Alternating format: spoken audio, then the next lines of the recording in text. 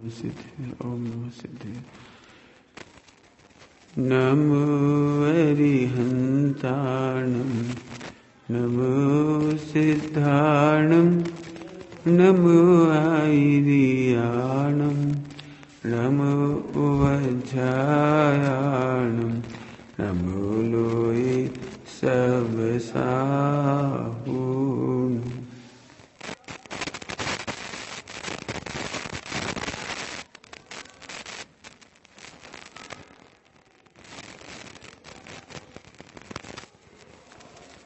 एष सुरासुरमनुष्यन्दवन्दितं दोद्घायिकं विमलं प्रणमामि वर्धमानं तीर्थं धम्मस्य कर्तारम्।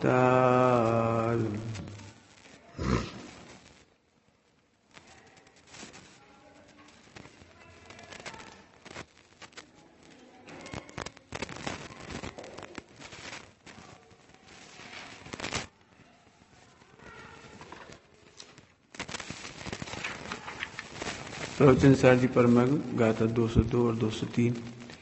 वृद्ध जन दिया पौत्र बंधु वर्ग से ले अनुमति,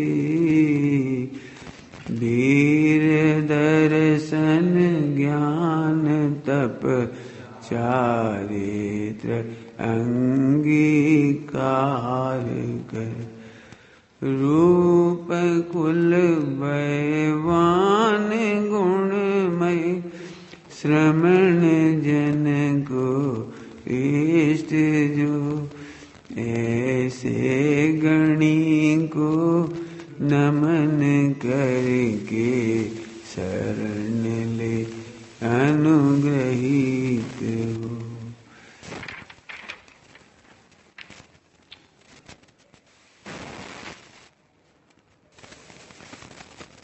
ब्राह्मण्य की प्राप्ति के लिए पात्रता की चर्चा चल रही है।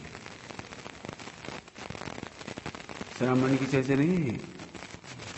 दीक्षा लेना, 28 मूल गुण धारण करना, ग्रहण करना, इस ब्राह्मण्य की पात्रता है।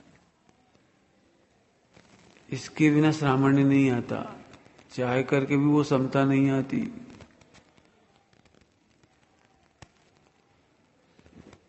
जैसे अपन कह दुविधा, विश्व का भयंकर कष्ट है दुविधा, भयंकर कष्ट है। ये दुविधा कब खड़ी होती है? जब श्रद्धा और चारित्र में विरोध होता है। वैसे दुविधा नहीं होती, वही हम चाह रहे थे वही खा रहे। हाँ, अनाहारी को जानते हैं श्रद्धा ये है और आहार का विकल्प है। दुविधा है ये। दुविधा कब जई है जा मन की। श्रद्धा और चारित्र।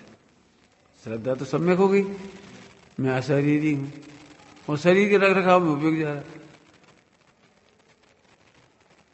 एक पार्टनरशिप करो विवेक, एक पार्टनरशिप करो, उसमें प्रॉफिट हमारा और तुम्हें कुछ नहीं। मेहनत तुम्हारी, प्रॉफिट हमारा। अब सोचो, मेहनत तुम्हारी, प्रॉफिट हमारा। सोचो जय, सोचो। संपत्ति पूंजी भी तुम्हारी, उद्यम भी तुम्हारा, प्रॉफिट हमारा। सही बोलना, कैसा लगेगा? यदि मजबूरी में बाउंड हो गए हो, मजबूरी में 100 साल की पार्टनरशिप पे डीड पे साइन हो गए हो कि नहीं ठीक है, आई एम हैप्पी विद। आपको 100 साल कैसा लगेगा? ये चारित्र मोह की पीड़ा है, इस चारित्र मोह की पीड़ा है। आत्मा जितना पुण्य बांधता है उसका 1% फायदा भी आत्मा को नहीं मिलता। साता प्रकृति का सारा फल बाहर जा रहा है। हमें क्या? बढ़िया दाल लड्डू बाफला मिल गए, बादाम मिल गई, किशमिश मिल गए, जो माने तुम अच्छा मानो, आइस की मिल गई, जो भी। आत्मा को क्या मिला? सोने का पलंग मिल गया, आत्मा को क्या मिला? आयु बड़ी मिल गई, आत्मा को क्या मिला?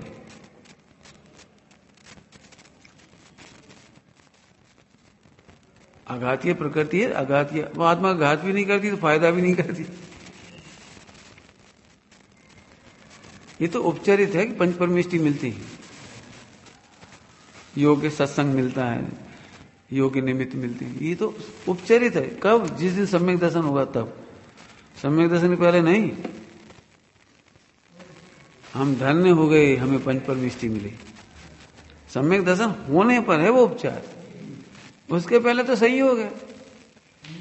जैसे आप 3 दिन के लिए आए तो आप इसी स्थान पर बैठकर आनंदित हो, माली तो नहीं है। आप तो समझ लो घंटे 2 घंटे रहते, माली जिसमें 12 घंटा रहता। मान लो भगवान की वेदी के सामने पोंछा लगाता है, झाड़ू करता है, सारा काम। तो साता वेदनी के उदय में संयोग नहीं मिलते, वो तो मिलते ही हैं, लेकिन सम्यक दर्शन होने पर वो उपचार होता है। आज हम धन्य हो गए। मन हमें बताओ कि अघातीय प्रकृति से आत्मा को, अघाती नाम ही उसका अघाती, तो फायदा भी नहीं है कुछ।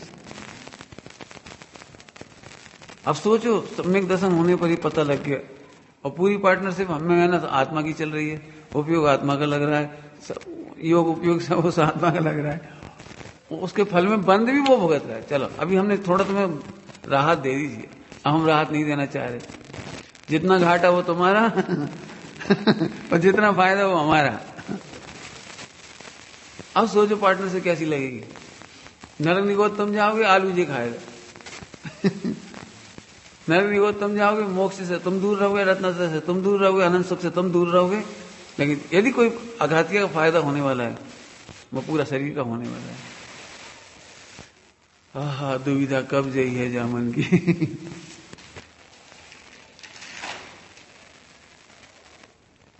मिथ्या दृष्टि तो बेहोश है। प्रवचन साजी परमागम में लिखा है, मृतक है, मृतक कलेवर में मूर्छायलो छे। अमृत पिंड, क्या शब्द है मुझे तो याद ही नहीं होता। अमृतमयी आत्मा, अमृत स्वरूप आत्मा, वो नहीं, उधर शब्द है। इन्हें तो फिर भी पता हुआ, आपको तो नहीं पता होगा। मृतक कलेवर में मूर्छाया, मूर्छित हो रहा है। वो तो आनंद मान रहा है, खाओ खाओ पियो। देखिए जरा सोचो, जिसे ये पता लग गया उसे ये पार्टनरशिप कैसी लगेगी। ऐसी अनादि की पार्टनरशिप चल रही है, फिर हम बाउंड कर लेते हैं, फिर साइन कर लेते हैं, फिर बाउंड कर लेते हैं, फिर साइन कर लेते हैं, फिर उच्छिष्ट भोगी 96 रानियां। अज्ञानियों को ऐसा लगता है कितने बढ़िया भाग हैं, उन्हें लग रहा है हम कहाँ बाउंडेशन पर, हमें क्या मिला।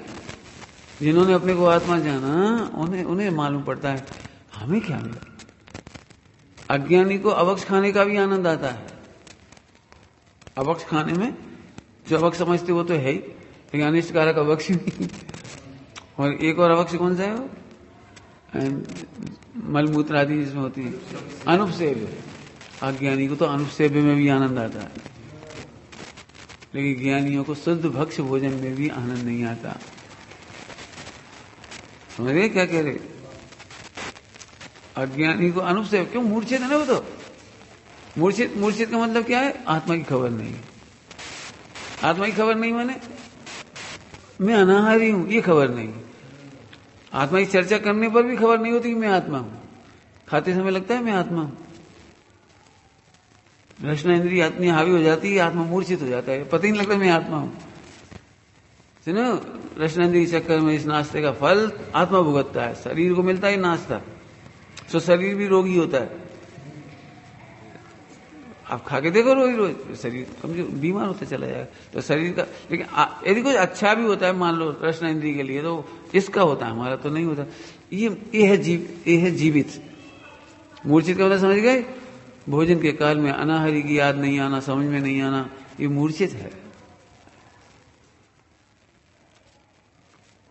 पंडित साहब ने एक बार पूछा था बड़ी सभा में, मूर्छित का मतलब समझते हो? और हम क्या कहते मूर्छित, अपन तो वही समझते हैं, गिर पड़ा एक आदमी बेहोश हो गया। बोले वो तो सड़क पर देखा तो कोई मूर्छित पड़ा हुआ है, लेकिन उसका भी एक लक्षण है, उस लक्षण से आचार्य ने मूर्छित कहा है। सबको तो लग रहा है जागता हुआ चल रहा है, जीवित है, पूजा कर रहा है, व्रत उपवास कर रहा है। ध्यान सुनो ना, किसी और की बात नहीं कर। व्रत कर रहा है, उपवास कर रहा है, पूजा कर रहा है, पाठ कर रहा है, स्वाध्याय कर रहा है, प्रवचन कर रहा है, प्रभावना कर रहा है, सारी दुनिया तो इसे जीवित मान रही है, लेकिन प्रवचन करते समय उसे अकर्ता अवक्ता का भान नहीं है, वो मूर्छित है। आज देखा तुमने 1000 आदमी में सुना मेरा प्रवचन, मूर्छित है। मैंने कितनों को ज्ञान दिया है, उसके फल में केवल ज्ञान होगा। अरे मूर्छित हो तुमने ज्ञान ही नहीं लिया, दिया कहां से? मूर्छित करते समझ गए, ऐसे ऐसे घटाना पड़ेगा मूर्छित। तो उन्होंने पंडित साहब ने लक्षण बताया मूर्छित का लक्षण, जिसे अपना होश नहीं रहता। जैसे गटर में गिर पड़ा शराब पी के, वो का जो हे उपाधि की खबर नहीं, गटर में पड़ी हे उपाधि की खबर नहीं, कुत्ता पेशाब करे हे उपाधि की खबर नहीं, जहां गिरा पड़ा वहीं आराम, मजा आ गया, क्या स्वर्ग है जहां पड़ा है। मैंने उस तो पंडित साहब ने ये लक्षण बताया उसने, हे उपाधि की खबर नहीं होना, ये मूर्छित है। आत्मस्वरूप अर्थ अपना अपना होश नहीं है, अपना होश नहीं है।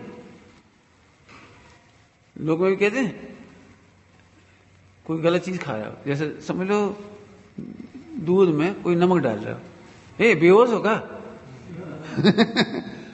होश में नहीं हो, समझ गए? अर्थात यथा पदवी यथा योग, यदि तुझे विवेक नहीं है तू मूर्छित है। क्या कहा? यथा पदवी यथा योग, यदि तुझे होश नहीं है, भेद विज्ञान नहीं है, तुझे निज और पर का भेद विज्ञान नहीं है, हे उपाधि की खबर नहीं, तू बेहोश है। अब ये बात समझना कठिन क्यों पड़ती है? हम तो होश में पूजा करके आए, हम तो नहीं, तो बेहोशी में आए हो, पूजा करके नहीं आए। पूजा करते समय भी तुम्हें दिखाई देना चाहिए था क्या? वेद विज्ञान की धारा के बिना होश में नहीं आ पाओगे। वेद विज्ञान की धारा ही सतत चाहिए। अच्छा तुम्हें ये 2 घंटे की पूजा बेकार गई, अरे बेकार क्या गई, बेकार ही गई। हो ले सुनो, क्यों? सारा प्रॉफिट उसका, पार्टनरशिप।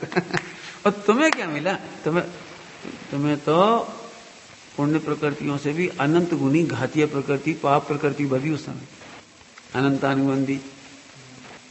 अब अनंतानुबंधी तो फिर 100% है वो तो, घातीय कर्म में क्या बचा फिर? अब जब अनंतानुबंधी प्रकृति मान के आ गए मंदिर में और तुम्हें होश ही नहीं है, घाटा नहीं है। अनंत दर्शन, अनंत ज्ञान, अनंत सुख, अनंत सबको ही घात करके आए पूरा।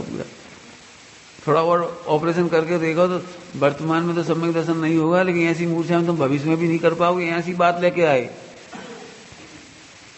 करता करता करता अहंकार तो करना ही पड़ेगा। अरे मत करो अहंकार भाई, समझ गए मैं क्या कह रहा हूं? बेहोश का मतलब वो नहीं है जितना तुम सोच रहे हो।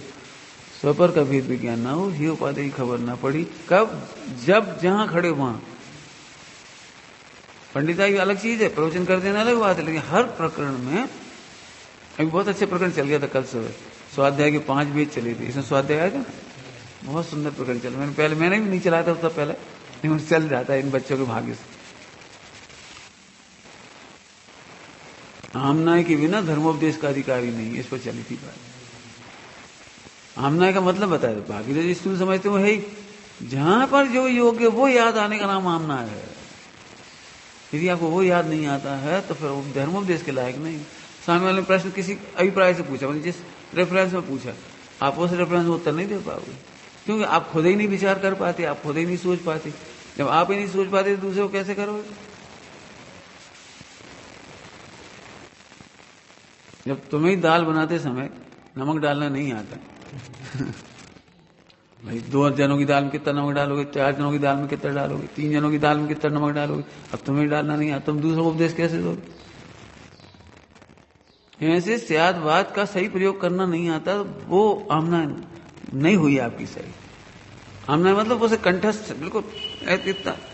आमना का अर्थ अब वो तो है ही, जो सब सुन चुके हैं, उसके अलावा कह रहा हूं। रूल्स रेगुलेशन याद कराई जाती है, रिपीट कराई जाती है। आमना जी हुई ना, मोटरसाइकिल चलाने के, कार चलाने के रूल्स रेगुलेशन। ट्रेनर क्या करता है? आपको बार बार याद दिलाता है, आपको बार बार विचार करने के लिए कहता है, जब चलाओ ध्यान रखना, जब चलाओ ध्यान रखना, जब चलाओ ध्यान रखना। याद करो ये नियम। एक काम करो, ये बुक ले जाओ, पहले से पढ़ो, इसे याद करो। याद करा दी। अब वो आमना कंप्लीट कब हुई? हमने तो रट डाली। अरे रटने की बात ही नहीं चल रही, गाड़ी चलाते समय बोलो कैसे चलाओगे? पॉइंट पकड़ में आया? जो ट्रेनर होते हैं ना, ट्रेनर कोच होते हैं क्रिकेट में, एम्पायर होते हैं, कितना त्वरित डिसीजन लेना है आपको, यहाँ त्वरित निर्णय होना चाहिए। वेद विज्ञान की साथ धारा सदा बढ़ते, इसका नाम आमना का रिजल्ट है, तब वो सम्यक दर्शन होता है, वो फिर धर्मोपदेश का अधिकारी होता है। एक उत्तर इतना कॉमन है जिनवाणी में कि विश्व के समस्त दुखों का मूल आत्मा को भूलना है। तो इस उत्तर में कुछ नहीं समझ में आएगा। इसके सबऑर्डिनेट अनंत उत्तर निकलेंगे। अब जहां जिस प्रसंग में कह रहे हैं उस प्रसंग में घटाना पड़ेगा आपको। द्रव्य कर्म, नो कर्म, भाव कर्म, असंख्या लोक प्रमाण है, तो उसमें घटाना पड़ेगा आपको। मैं आत्मा हूं ये भूल गए, अब चल याद कर लो, चलो अब तो हो करेक्ट। हाँ मैं जान गया आत्मा हूं। और ये चर्चा है ना, ये बिल्कुल बच्चों वाली है, मैं ज्ञान लक्षण वाला हूं। ये तो पहले दिन की पढ़ाई है। यदि सम्यक दर्शन करना है तो पहले दिन की पढ़ाई, मैं ज्ञान लक्षण वाला हूं, तो लक्षण से बता दिया। इसके बाद तो इंप्लीमेंट करो आप। मोटरसाइकिल कार चलाते समय, आपको चलाते समय आनी चाहिए ना वो चीज, तो ऐसे आपकी इंप्लीमेंटेशन होना चाहिए। वो मैं गायक हूं प्रवचन की गादी पर, अथवा सुनते समय या पढ़ते समय, वो तो अलग चीज है। मतलब वही वाली बात होगी जब नियम रटने को दे दिया आपको। रोड मजीद कितना बढ़िया लिखा है, जो दुख हमने तुझे बताए वो तुझ पर बीतते हैं कि नहीं, जो हमने शब्द तत्वाधिक बताए वो तुझे भासते हैं कि नहीं। भासते, बीतते। बेटा तुम बहुत बीमार हो, नाश्ता मत किया करो, जहर है तुम्हारे लिए। हाँ भाई साहब, बिल्कुल। और फिर गए। वो आपकी याद तो आई थी, आपने कहा भी था, सुना इसका नाम आमना है नहीं। फिर तो वही एक उपहास उड़ाए ना, उपहास, ऐसी आमना का उपहास उड़ाया है। हम 6 महीने तक सोचते रहे। हम 6 महीने तक सोचते रहे। तो ऐसी सोचने का क्या मतलब? पंडित साहब कहते हैं अधिक मत सोचो, सम्यक सोचो। याद तो आई थी, सोच तो रहे थे, खाते खाते भी लग तो रहा था नहीं खाना चाहिए। तो ऐसे विचारधारा का क्या मतलब? हो मैं तो गायक ही हूं। अब गायक हूं ना, अब ये भी गोलमोल उत्तर है, जो समझ गए उनके लिए सही है, लेकिन तुम्हें वेद विज्ञान की धारा बहाने के लिए केवल गायक कहने से काम नहीं चाहिए। मैं इसलिए कह रहा हूं, कितने लोग कहते हैं अब हम समझ तो सब गए, हम विचार करते हैं गायक हो, नींद आ जाती है। अरे तो नींद कैसे आ गई? वो तुम एक रटा है गायक बोलते हुए आत्मा हूं, ध्रुव हूं, रटे रटाए शब्द नहीं बोले जाते। पति पत्नी जब स्नेह करते हैं उस समय उन्हें याद ही नहीं आता मैं पत्नी हूं।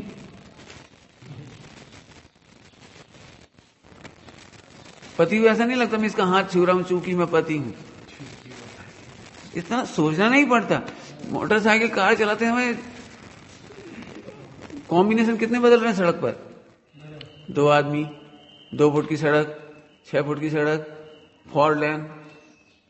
अब बाहर से ट्रैफिक आ रहा है, बड़ा ट्रैफिक, छोटा traffic, single traffic, cycle, scooter, motorcycle, भीड़, अब गली में से निकालना है। बता उस समय रूल्स रेगुलेशन एकदम याद हो, ये है आमना। वहां तुम करेक्ट निकाल ले जाओ, अब तुम सिखाने के लायक हो धर्मोपदेश। आप क्या समझ रहे? आचार्यों ने सभी को धर्मोपदेश देने का अधिकार नहीं दिया। आप तो पढ़ाते हो, बताते हो, बाघ दीक्षा होती है, बाघ दीक्षा होती है। समस्त साधुओं को पढ़ो, सब उपदेश देने का अधिकार नहीं होता। दिगंबर मुनिराजों की समाधि होती, समाधि तो उनमें सब नहीं संबोध सकते। कोई मुंह नहीं चला सकता। हम तो खराब भाषा में बोल रहे, बोल नहीं सकता कोई। अरे हम बोल दे तो हमको जानत नहीं। आपको पता है आपका एक संबोधन उनकी समाधि बिगाड़ सकता है।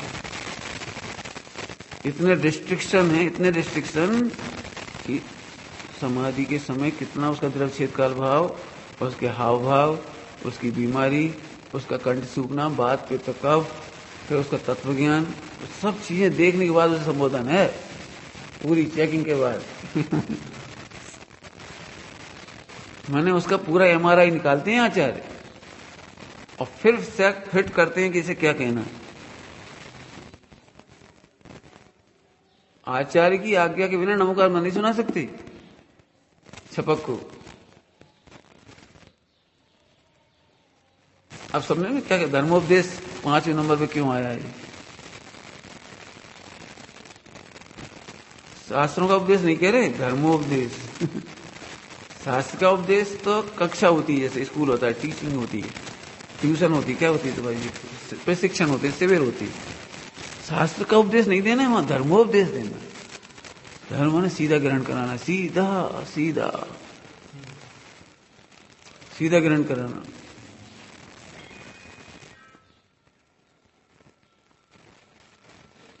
सबसे कठिन काम है धर्मोपदेश। मुझे तो फीलिंग होता है, आपको भी होता ही होगा, बहुत कठिन काम है। मैंने गुरु की आज्ञा के बिना नमोकार मैं नहीं सुना सकते। अब हम फालतू बैठे थे, हम छेड़ा सुनाने लगे। उसमें लिखा है सब, समाधि के प्रकरण में, उन्हें पहली ढाल नहीं सुनाई जाएगी। स्वर्ग के सुखों का वर्णन नहीं किया जाएगा। तत्वार्थ सूत्र का दूसरा अध्याय कौन सा है? तीसरा अध्याय नहीं सुनाया जाएगा। वर्तमान युग की वे कथाएं नहीं सुनाई जाएंगी जिनमें श्रृंगार आदि हो, भोगों का फल हो, श्यान रानियां हो, 6 खंड हो, नहीं सुनाया जाएगा।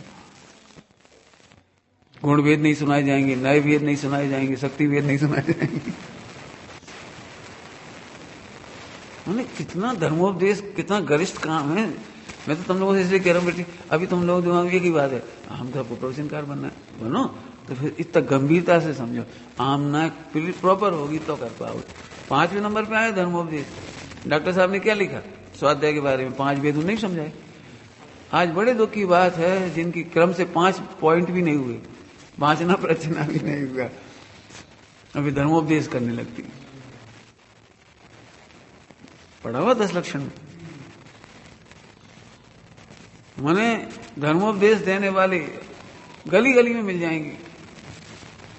एक जिस दिन कभी पढ़ा ही नहीं हो, वो भी वेद जी की दुकान पे चले जाओ, चाहे दर्जी की दुकान पे चले जाओ, किसी दुकान पे चले जाओ, यही तो धर्म बस।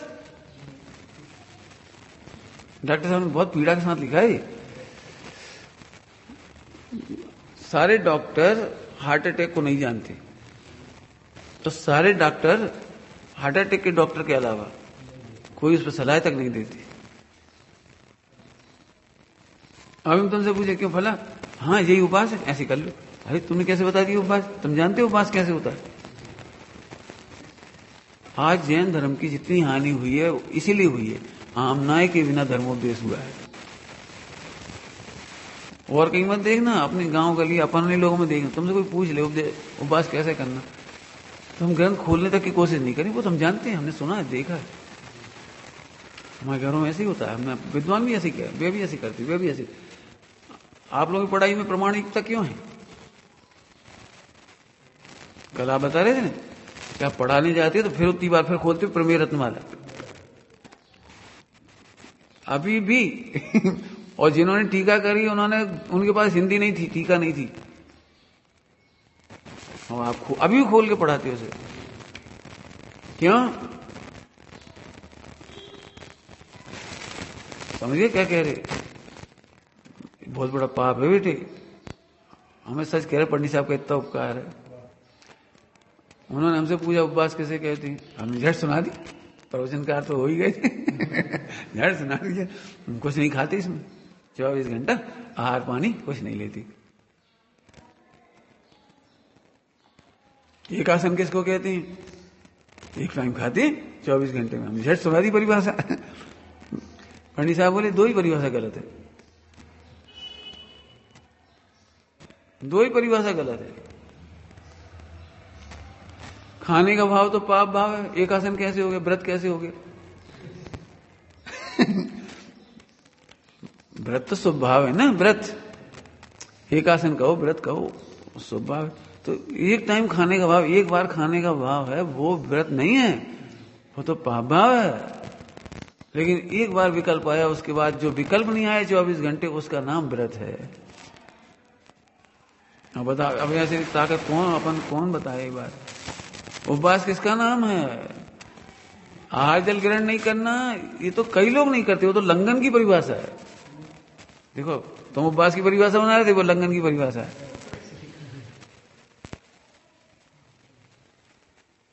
क्या मतलब फिर? स्वरूप का इतना आनंद हो कि कम से कम 24 घंटे, वैसे 48 घंटे प्रदोष उपवास हो, तो 48 घंटे भोजन पानी का विकल्प ना उत्पन्न हो, इसका नाम उपवास है। माने तुम एकांत से समझ रहे थे कोई संयोग की तरफ से, और वो भी लोक व्यवहार से। यदि हम कहें तो मूर्ता खड़ी हो गई, मूर्ता खड़ी हो गई, लोक के अनुसार बोल रहे थे तुम। आचार्यों की आपको कीमत नहीं थी, सर्व की आपको कीमत नहीं थी, लोक के अनुसार बोलना, लोक मूर्ता है। समझ गए बेटे? हो सकता है अब अपन कितने लोग मूर्ता का प्रचार करें, खबर भी नहीं पड़ेगी, हमें लग रहा हम और लोक मूर्ता का प्रचार। यदि ज्ञानी पुरुष ना मिले, ये मर्म ना बताएं, गुरुदेव से ऐसे ना मिले, पंडित साहब जैसे नहीं मिले, सच कह रहे, हम भी वही करते थे। क्या करते थे? तब से लगता है प्रमाण करो, पहले तो छोटी छोटी चीज को प्रमाण करो। सेमिनार वगैरह होते हैं, जब लिखना पड़ता है तब पसीना आता है सबको, क्योंकि अब विद्वानों के बीच में बैठना है। अब आप अपने मन से नहीं बोल सकते। अभी सेमिनार में भैया बोले थे, और प्रमाण कुछ नहीं, हम सीधे और झट प्रश्न खड़ा कर दिया कि उनके सामने कि भैया इसमें पाक्षिक और नैष्टिक कैसे होगा? अब कुछ जवाब नहीं, सिंपल सा जवाब नहीं। पाक्षिक नैष्टिक होता क्या, यही नहीं पता। आपको पढ़ना पड़ेगा, पाक्षिक श्रावक क्या है, नैष्टिक श्रावक क्या है, साधक श्रावक क्या है। इतने विद्वानों के बीच में बैठो पूछ लेंगे भाई। छोटे छोटे नए बच्चे बोले, उन्हें तो कोई नहीं कुछ नहीं कर सकते बच्चे, लेकिन आप बड़े हो तो आपको तो रखना पड़ेगा। इसलिए कह रहे बेटे पढ़ना, पंडित साहब इसलिए कह रहे रत्नगढ़ साहब का चाहे पूरा करो, पढ़ो गाने, हवा में मत उड़ो मैंने धर्मोपदेश देना कितना गंभीर काम है। कुछ कहा मैंने, फिर तीसरी बार बोल दे रहा हूं, आप सर्वज्ञ को तो जानते भी नहीं हैं, और सर्वज्ञ भगवान का शासन लोक मूर्ता के अनुसार कर रहे हो। तो ये बहुत बड़ा पाप है, बहुत बड़ा पाप है, बहुत बड़ा पाप है। सच बताएं, जैन दर्शन जैसा कोई सरल दर्शन नहीं है, सम्यक दर्शन जैसा कोई सरल प्रवृत्ति नहीं है, मोक्ष जाने जैसा कोई सरल उपाय नहीं है। लेकिन प्रॉपर धर्मोपदेशक ना होने से ये जटिल हो गया, कठिन हो गया, उलझ गया, टेढ़ी खीर हो गया। टेढ़ी खीर कह रहा हूं, टेढ़ी खीर हो गया। लिखा ही उन्होंने आसाधर जी ने, आसाधर जी का ही शायद किसका छंद है, उन्होंने शायद रेफरेंस किया, उसको कोट किया, चंद्रप्रभ चरित्र में भी आया। ये पवित्र जिन शासन रूपी चंद्रमा क्या वो कलंकित किसने किया है? असंयमी साधकों ने, साधुओं ने, और अज्ञानी विद्वानों ने, पंडितों ने। बठर शब्द है। हाँ, वाह वाह, जिन चंद्र से मलिन कर दिया भ्रष्ट पंडितों ने, अज्ञानी साधुओं ने कलंकित कर दिया। वही प्रचार चल रहा है। इसीलिए आज गुरुदेव अलग क्यों चमक रहे, आज भी क्यों चमक रहे? अपन सब मिलकर नहीं चमक पा रहे गुरुदेव अलग क्यों चमक रहे हैं कि जो सम्यक दर्शन लेकर आए ना, उन्होंने सारे के सारे लोक मूर्ता का अभाव किया, निषेध किया। लोक मूर्ता वाले खलबलाए खड़े हो गए, बिल्कुल शांत होने रहे। नहीं, तुम पढ़ो, मिला। सच कह रहे, पूज्य गुरुदेव श्री के आने से दो प्रताप जबरदस्त हुए। ऐसा तो बहुत हुए, लेकिन दो प्रताप बहुत हुए। एक तो ग्रंथ बहुत छपने लगे, ग्रंथ आदर से बहुत बिकने लगे, वो खरीदने लगे, और फिर ग्रंथ रख करके पढ़ने लगे। ये दूसरा काम। सभा में विद्वानों को, सभा में पूरे हिंदुस्तान में कई ग्रंथ रखने की नीति नहीं। क्योंकि एक तो पहले वैसे पुराण पढ़ रहे थे, सब सुन रहे, लगभग पुराण की प्रवचन होते थे। बहुत अच्छे लोग होते थे, चरणानियों के प्रवचन करते थे। फिर बहुत विद्वत लेवल के होते थे, वे करणानियों के करते थे। द्रव्यानियों के तो कल 1, 2, 4 ऐसे अलग अलग बैठ के आपस में शीतल प्रसाद जी वगैरह अकेले भी करते थे। सामूहिक प्रवचन बहुत ज्यादा नहीं हुए उनके इसमें, क्योंकि वे सामाजिक कार्यक्रमों में लग गए, लेकिन थे अच्छे, होशियार थे, निपुण थे। अमेन कुमार जी न्यायाचार्य वगैरह अध्यात्म की तरफ नहीं बढ़े, उस तरफ तो बढ़े। हालांकि मुझे ज्यादा परिचय नहीं, आपको ज्यादा परिचय होगा। मेरा मतलब उनका काम उस तरफ ज्यादा, उम्र भी कम रही, 45 साल में तो एक्सपायर ही हो गए। मैंने एक अद्भुत निधि खोई है वो। महेंद्र कुमार जी न्यायाचार्य को खोना मैंने बहुत बड़ी निधि खोने जैसी बात। खैर मैं जो कहना है, पूज्य गुरुदेव श्री से 2 काम हुए, ग्रंथों का प्रकाशन और ग्रंथ लेकर बैठकर पढ़ना। ये बहुत बड़ा काम है, बहुत बड़ा। ये बात क्यों कह रहे हैं कि गुरुदेव ने, मालूम था उन्हें, यदि हम सीधे प्रवचन करेंगे तो सारे विद्वान मिलकर हमारा विरोध करेंगे। उन्होंने एक एक ग्रंथ का हवाला दिया और ऐसे रटे हुए थे बिल्कुल, धबला फला ये मोक्ष मार्ग प्रकाशक अमुक पेज। उन्होंने गुरुदेव को एकदम पेज लकीर ऐसे बिल्कुल पूरे ग्रंथ ऐसे खोल के दिखा देते। फिर उन्हीं के सहवास में जितने विद्वान तैयार हुए, खासतौर से एक अपने यहाँ के कन्नू भाई दाहोद, क्या मजाल, कन्नू भाई दाहोद यहाँ से खोल के दिखा देते, यहाँ से खोल के दिखा देते उनको फटाफट। ब्रह्मचारी चंदू भाई एक एक प्रमाण याद, यहाँ गुरुदेव बोले वो निकाल के दिखा देंगे। हमारा रेफरेंस बोर्ड रहता था, निकाल ऐसे निकाल देते हैं। हेमंत भाई जी तो बहुत छोटे थे उनके समय। हाँ याद होगा वो अलग बात है, हम तो गुरुदेव की समय, गुरुदेव की उम्र सुना रहे कि हेमंत भाई की सुना रहे। हमारा मतलब है कि गुरुदेव के समय में ये बहुत बड़ा काम हुआ। तुम लोगों क्यों कह रहे बेटे तुम प्रवचन करना है भविष्य में, आप खुद अपने में नहीं लगा पाओगे तो दूसरों को भी नहीं बता पाओगे। इसलिए आमना पूर्वक धर्मोपदेश होना है। 5वें नंबर पर मन धर्मोपदेश आया, ये बात कहनी। अपनी बात तो बदल गई, कल वाली चर्चा पे आए अपन तो पुष्ट हो गई, हालांकि कल की बात पुष्ट हो गई, कल ऐसे पुष्ट नहीं हुई थी, आज ज्यादा हो गई। चलो अपन तो क्या बात कर रहे थे वो?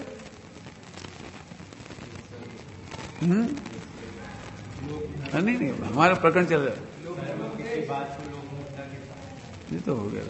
चलो कोई बात नहीं, बोल रहे थे विकल्प आ गया बीच में। एक प्रसंग चला रहे थे, उसका क्या कह रहे थे, व्यवहार और वो, हाँ पार्टनरशिप की बात चली। तो हाँ दुविधा की बात चली। दुविधा मूल में दुविधा की बात चली कि सम्यक दर्शन होने के बाद उच्चारित मोह की पीड़ा दुविधा बन जाती है। तब तक धारण भी करते हैं, उसको धारण भी करते हैं, तो अंदर में ताकत पूरी पूरी वहां रखती है।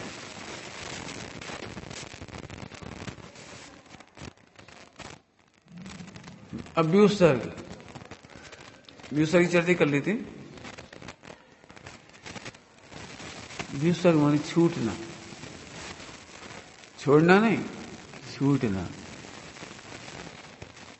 विकल्प ही छूट गए फिर तो और क्या बात रही। जब विकल्प ही छूट गए तो बचन और काया भी छूटी। गुरुदेव श्री यहां से समझा दे, छूटा हुआ छूटा भाषित होने लगा। छूटा तो पहले ही था, मन वचन का हमारे थे कब? मन वचन का व्यापार हमारे अकॉर्डिंग था भी कब, और हम भी मन वचन का अकॉर्डिंग थे कब? अत्यंतम आवतम। ओहो आप रूप अनुभव में आ रहा है तो वो तो छूटा ही था, लेकिन हमारे विकल्प छूट गए, विकल्प छूट गए। अब जब विकल्प छूट गए तो मन वचन का जो प्रवृत्ति होती थी वो भी छूट गई। छोड़ना नहीं, इसलिए मैंने कहा छोड़ना नहीं, छूटना है। व्युत्सर्ग करना नहीं, व्युत्सर्ग रिजल्ट है।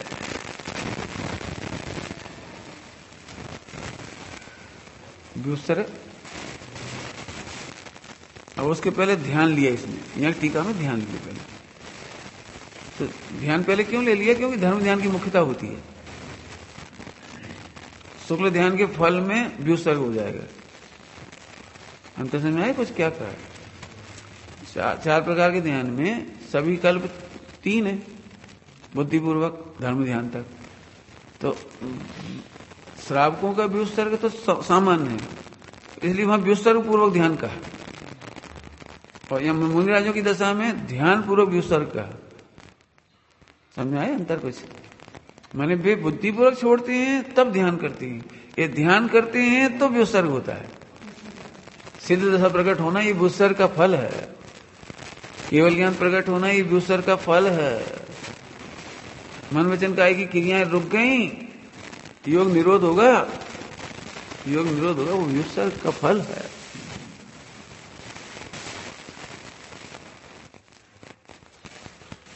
यह बुद्धिवत श्रावक की भूमिका में बुद्धिवत त्याग लेती है। क्या करते? तब त्याग अकिंचन ये सब करते हैं। तो बुद्धिवत अभ्यास करती है मन वचन काया का। ये सामायिक है क्या? व्युत्सर्ग का ही उपाय है। सामायिक क्या है? ये व्युत्सर्ग का उपाय। बुद्धिपूर्वक बैठेंगे, हलन चलन नहीं करेंगे, पहले उंगलियों से गिनते थे, उंगलियों से गिनना ही बंद करेंगे, और चलाते थे, अब और चलाना ही बंद करेंगे। सब लिखा है उसमें भेदों में, अब बंद करेंगे। सीधे करो, सीधे करो। सूक्ष्म बात है, थोड़ा ध्यान रखना। स्वाध्याय की तुलना में ध्यान सूक्ष्म है, और ध्यान की तुलना में व्युत्सर्ग और सूक्ष्म है। सूक्ष्म है। यह सामान्य की बात चल रही है। सामान्य की तरफ कैसे बढ़ते हैं? इस रीति से बढ़ते हैं, 6 प्रकार के अंतरंग तप से। उपयोग कैसे सूक्ष्म होता जाता है। शुरुआत कहां से हुई? पंडित साहब ने इतना अच्छा कहा, बहुत अच्छे प्रकरण लेते पंडित साहब का। तो खैर ज्ञानी पुरुष तो ज्ञानी होते हैं, अपन तो पहला क्या है ये 6 अंतरंग तपों में प्रायश्चित। सारे देश के लोग विद्वान भी और हम लोग भी सब उनसे प्रश्न करते हैं। हम इतना पढ़ते हैं, भूल ही जाते हैं, हमें याद नहीं रहता, या फिर जब हमें याद आना चाहिए तब नहीं आता। जब हमें कर्म का उदय आता थी तब हम भूल ही जाती। तो पंडित जी साहब ने कहा, बहुत सुंदर बात कही, जो प्रायश्चित और विनय और वैया वृत्ति के बिना स्वाध्याय करोगे तो ऐसे ही होगा। बिना प्रायश्चित के विनय नहीं आती, बिना विनय के वैया वृत्ति नहीं हो सकती, बिना वैया वृत्ति के स्वाध्याय नहीं हो सकती, बिना स्वाध्याय के ध्यान नहीं कर पाओगे, और ध्यान के बिना व्युत्सर्ग नहीं होगा। लिंक है। तुम बताओ कितनी विनय से पढ़ते हो ग्रंथ? इन्हें क्यों याद हो? जी तुम जैसे विद्यार्थी थे, तो बता रहे थे हम 40% से पास हुए थे। तुम तो 60-70 वाली हो, 80-90 वाली हो, ये तो 40% वाली थी। इन्हें कैसे याद होगी? क्यों? तुम 2 घंटे एक्स्ट्रा सो गए, तुमने प्रायश्चित लिया इसका? सुबह की स्वाध्याय गई, सुबह की भक्ति गई, सुबह की फला गई, हमें प्रायश्चित ही नहीं है। आज सामाजिक नहीं कर, वो मैंने पूजा नहीं करी तो नहीं करी, सच बता ना। कर ली तो कर ली, नहीं करी तो हमें कुछ लगता ही नहीं है बहुत। इसलिए सूक्ष्म व्यापार नहीं समझ में आएगा। बहुत अच्छे अच्छे शब्दों का प्रयोग है इनमें। धर्मोपदेश लिखा है, धर्मोपदेश लिखा है, तत्व अभ्यास करने के लिए लिखा है, शब्द अभ्यास करने के लिए नहीं लिखा। सुनाने का अभ्यास, सुनने का अभ्यास, रटने का अभ्यास करने के लिए नहीं लिखा। तत्व अभ्यास, ये क्या है? तत्व अभ्यास ये इंफॉर्मेटिव नहीं है, इंफॉर्मेटिव नहीं है, कंक्लूसिव है।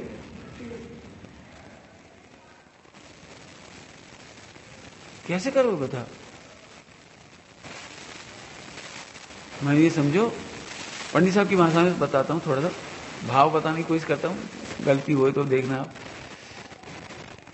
एक बार पंडित, मैं बहुत व्यस्त रहता था, कॉलेज में पढ़ाता था, उस समय शुद्ध भोजन नहीं करता था, तो सारे काम घर के भी, सारे कॉलेज के भी और सब कर, बहुत व्यस्त रहता था। मेरे को अलग से ग्रंथ उठा के पढ़ने की फुर्सत ही नहीं मिलती थी, बहुत समय नहीं मिलता था। तो ये अच्छा था 2 घंटा स्वाध्याय कराते थे, इसलिए हो जाती। पत्र लेखन वगैरह करते थे, तो उससे थोड़ा बहुत कुछ होता था स्वाध्याय, वैसे ज्यादा नहीं होता। और जब मिलता था तो पढ़ते भी थे, पढ़ाई भी बहुत की, नहीं की ऐसा नहीं, लेकिन नहीं मिला। पंडित साहब ने पूछा स्वाध्याय कैसे चल रहा है? पहला प्रश्न पहुंचते से, स्वाध्याय कैसे चल रहा है? तो मैंने मलिन मैंने चेहरे से कहा कि भाई स्वाध्याय कर ही नहीं पा रहे, 2-2, 4-4 महीने बीत जाते, स्वाध्याय नहीं करते। पंडित जी क्या बोले पता है? हमने स्वाध्याय की पूछी, अध्ययन की नहीं।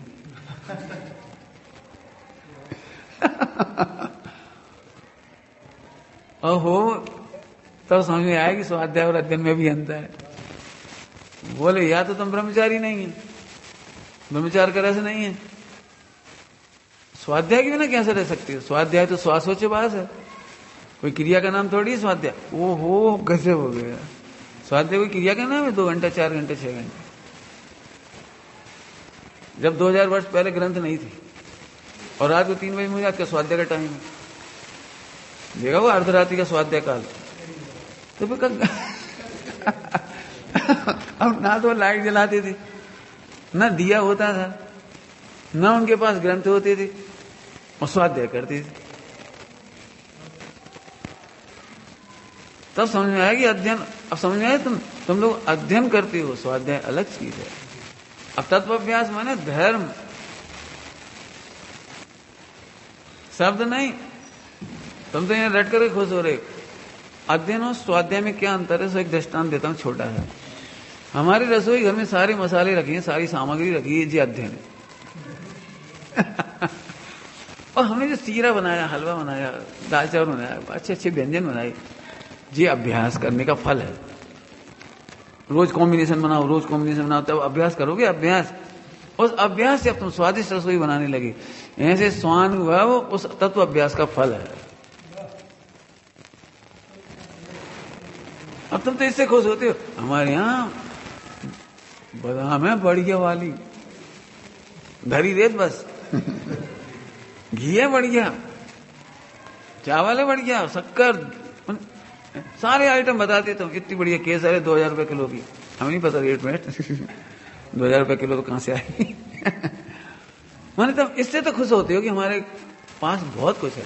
जैसे हमारे ब्रेन में बहुत सारे मसाले रखे हैं, चारों युग की, और पब्लिक ताली भी बजा देती है और तुम भी खुश हो जाती हो। मूर्छित हो तुम, बेहोश हो। बेहोश हो, बना के तो खाओ। कल आपने कहा था ना हमारे पास कितना है, इससे फर्क नहीं, तुमने कितना खाया और फिर कितना पचाया, उसका कितनी सप्त धातु बनी, फल तो उसका है।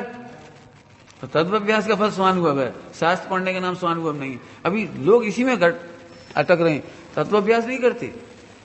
जब भी पढ़ेंगे तो शास्त्र पढ़ने बैठ जाएंगे, और गजब बात है, पढ़े हुए फिर पढ़ते रहे, फिर पढ़े हुए पढ़ते जाएंगे। और इस आशा से पढ़ते हैं कि लोगों ने कहा 6 गाथा, 144 गाथा और 17-18 नंबर गाथा, उसी में है अनुभव की गाथा। जब भी बिजली चमकेगी वहीं चमकेगी, और हम कह रहे कहूं नहीं चमकेगी। हम कह रहे हैं अभ्यास करने वाले की चमकेगी। समझ गए? एक दृष्टांत हो गया। दूसरा दृष्टांत, तुम्हारे पास बढ़िया से बढ़िया तलवारें हैं, रिवॉल्वर है, बंदूक है, जे हैं, बे हैं, सब है, गदा है, सब है, और अभ्यास करेंगे नहीं तुमने। बताओ बताओ क्या होगा? अध्ययन तो तुमने कर लिया और अभ्यास नहीं किया, मरना निश्चित है, निश्चित ही है। भाग से नहीं बचेगा, ध्यान रखना, भाग्य से नहीं बचेगा। सब हमारा भवितव्य होगा तो क्रमबद्ध हमने सीख लिया, क्रमबद्ध सीख लिया, क्रमबद्ध कभी न कभी तो हो ही जाएगा। पंडित साहब कहते हैं क्रमबद्ध कभी नहीं, क्रमबद्ध में तेरे कभी नहीं होगा, क्योंकि तत्व अभ्यास क्रम में आता है, पढ़ने से नहीं होता, तत्व अभ्यास क्रम में आता है। क्रमबद्ध ऐसा अधूरा हो गया, लोग अभ्यास के बिना वही पढ़ लेते, फिर वही सुन लेते, फिर सुन लेते, वो भी कैसे सुनते भगवान ही जाने।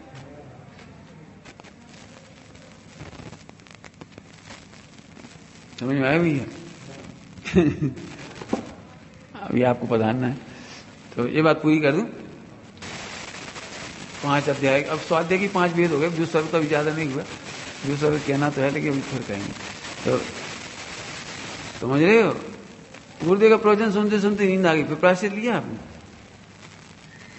बस अब कुछ नहीं होगा। सुनते ना, 1000 वर्ष सुनते रहना, लाख वर्ष सुनना, करोड़ वर्ष सुनना, प्रायश्चित के बिना विनय नहीं आती। विनय नहीं आती मतलब शरीर की विनय नहीं चल रही, अंदर की, क्योंकि अंतरंग तप है जी। तुम्हारा उपयोग उसके प्रमेय तक नहीं जाता, इसका नाम है अविनय। वाचक का वाच्य नहीं ग्रहण होता, इसका नाम है अविनय। बहुत उपयोग नम्रीभूत हो गया ना, तो वो विषय पकड़ में आए, वो भगवान आत्मा कहां मुझे। सही बता, अभी तुम भगवान आत्मा कह रहे, तुम कोई समझ में नहीं आता, और सुनते सुनते हैबिचुअल हो गए, एडिक्ट हो गए उसके। हाँ वो ठीक है। अरे देखो आचार्य अमृतचंद स्वामी तुम्हें भगवान क्या बुला रहे? हाँ, बहुत उदार थे वे, बहुत विशाल हृदय वाली थी, उनकी टीका बड़ी ऐसी थी। अरे तुम क्या कर रहे थे? हम ये लो लड्डू खाओ। तो अब तुम लड्डू खाओगे कि लड्डू की महिमा गान लगोगे? समझ गए बेटे क्यों नहीं होता तत्व फलीभूत? क्यों नहीं होता? क्योंकि प्रायश्चित नहीं है, विनय नहीं है, वैयवृत्ति नहीं है। जिनवाणी चाहे जैसे पड़ी मुड़ कैसे गई? आपने वैयवृत्ति नहीं की इसलिए सलाह गई उस पर। ऐसे खोल लिया, ऐसे खोल ली, ऐसे तो बहुत ही गलत है, लेकिन ऐसे भी खोली तो गलत है। 100 साल बाद भी बाबूजी की कापियां देखते आप, युगल जी बाबूजी का, ऐसे एकदम कापी ऐसे रखी, एक पन्ने की कोना नहीं मुड़ा। पूजा की जिनवाणी ऐसे करते करते कोने ही घिस गए पूरे, ऐसे की बजाय ऐसे हो गए अंडाकार। क्या बात? वैयवृत्ति नहीं किया आपने, उठाना विराजना वैयवृत्ति नहीं किया आपने ढंग से। पंडित साहब तो ये कहते प्रवचन के पहले जब गादी लगाती, इसको भी झटकारो, इसको भी करो, इसकी भी सफाई करो, ये सब वैयवृत्ति करो। अब वैयवृत्ति कमी थी इसलिए यहां रख दी, रख कैसे दी? अब हम ऐसे जिनवाणी पर कैसे रख दें बताओ? पैरों की इसको जिनवाणी पर कैसे रख देंगे? कॉमन सेंस लगाओ।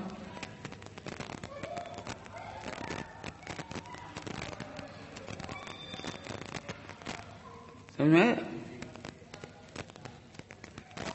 गुरुओं के विनय के बिना धर्म की प्राप्ति नहीं होती, बिल्कुल गारंटेड बात है, 100%। ऐसे नहीं उपचरित है, उपचरित नहीं है जी, गारंटेड बात है। क्योंकि ये अंतरंग तप है, वो ध्यान रखना, इसकी बात नहीं चल रही। अंतरंग तप, प्रायश्चित, विनय, वैयवृत्ति, स्वाध्याय, फिर व्युत्सर्ग, फिर ध्यान अपने लिए, उनके लिए ध्यान और व्युत्सर्ग, क्योंकि सामान्य की पूर्णता की तरफ जा रहे हैं वो, इतना फर्क है थोड़ा सा। ध्यान की चर्चा इसलिए नहीं ली कि आपने यूनिवर्सिटी में ले ली थी तो आपने नहीं ले रही। बाद में इनको ले लेंगे थोड़ा सा, और समझ चल गया था तो हम रिपीट क्यों करें उसे? समझ गए भैया? यदि परिणाम भी चूके हैं तो प्रायश्चित लो, परिणाम भी चूके हैं तो मन वचन काय का प्रायश्चित है ना। अतिक्रमण मत करो, अतिक्रमण करने वाले को स्वाध्याय फलीभूत नहीं होता। पंडित साहब ने जो बात कही वही बात कह के मैं पूरा करता हूं इसको।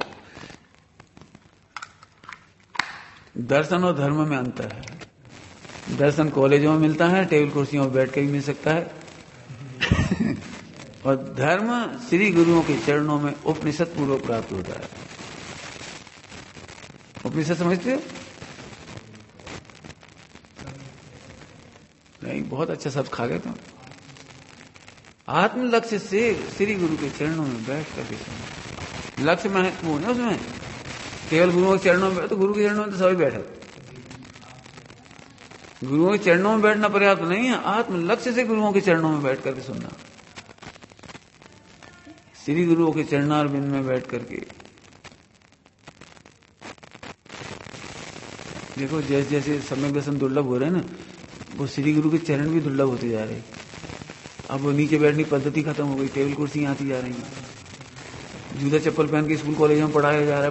पहले जमाने में हमारी भारतीय शिक्षा में कहीं कोई जूता चप्पल नहीं पहना, हमने बचपन से देखा है, आप लोगों ने भी देखा होगा अपने गांव में। तो बचपन से गांव में सरस्वती मंदिर वगैरह तो अभी चप्पल पहन के नहीं बैठते, जूते चप्पल पहन होता है बैठ। मद्रास में हमें बुलाया यूनिवर्सिटी में विषय लेने के लिए, तो हम भाई देखो हमारी पहली शर्त है कि चप्पल जूता पहना, तो हम कैसे पढ़ाएंगे तुम्हें? हमें महावीर भगवान की सर्वज्ञ देशना सप्तभंग वगैरह पढ़ाना था, हमने हम कैसे पढ़ा? पर नहीं सबता, सब ने उतारी बाहर। बॉम्बे में भी आपके भैया थे, हमने चप्पल जूते बाहर उतार दी, हमने बैठा, हमें बहुत बढ़िया, हमें सुनाने में आनंद आया, आपको भी आनंद आया। आधुनिक शिक्षा में इसीलिए गुणकारी नहीं है। पहले की वैद्यगिरी गुणकारी थी, क्योंकि वो पैसा नहीं लेते थे, स्वार्थ नहीं था, धनकरी विद्या नहीं कहलाती थी, ये सेवा करी विद्या होती थी, धनकरी विद्या नहीं कहलाती थी। वे सारे गांव का ध्यान रखते थे, सारे गांव उनका ध्यान रखते थे, परस्पर में बार्टर सिस्टम।